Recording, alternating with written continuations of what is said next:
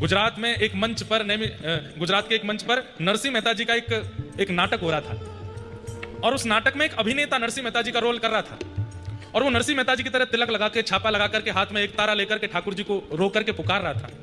उसकी पुकार इतनी करुण थी, वो नरसिंह नहीं है, वो केवल अभिनय कर रहा है। अरे अभिनय करने का पैसे ले रहा है, लेकिन वो ऐसा अभिनय कर रहा था कि भरी सभा में पीछे ठाकुर जी आकर के रोने लगे, उसकी ओर देखने लगे और इतने व्याकुल हो गए, मेरा नरसिंह मुझे पुकार रहा है और मैं खड़ा खड़ा देख रहा हूं। इतने में पर्दा आ गया, वो नाटक पूरा हो गया तो बाकी सब उठ के जाने लगे। ठाकुर जी व्याकुल हो गए, मेरा नरसिंह कहां गया, मेरा नरसिंह कहां गया, मेरा नरसिंह कहां गया।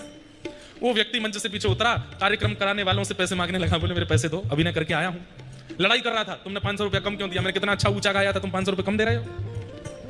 जैसे ही वो 500 रुपये अपने जो भी थे उसके लेकर के जैसे ही निकला अपने घर की ओर, रात्रि का समय, चंदन की सुगंधी आने लगी, छम छम छम नूपुरों की ध्वनि आने लगी, तेज प्रकाश पीछे से आने लगा।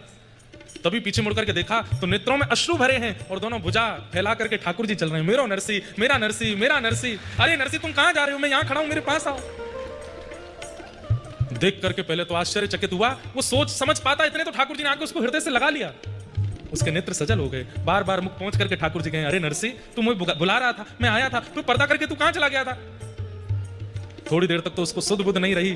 थोड़ी देर बाद उसने कहा, नाथ मेरा नाम अमुक है, जो भी उसका नाम था, मैं नरसिंह नहीं हूं, मैं तो नरसिंह का अभिनय कर रहा था। इतना कहते ही ठाकुर जी वहां से अंतर ध्यान हो गए।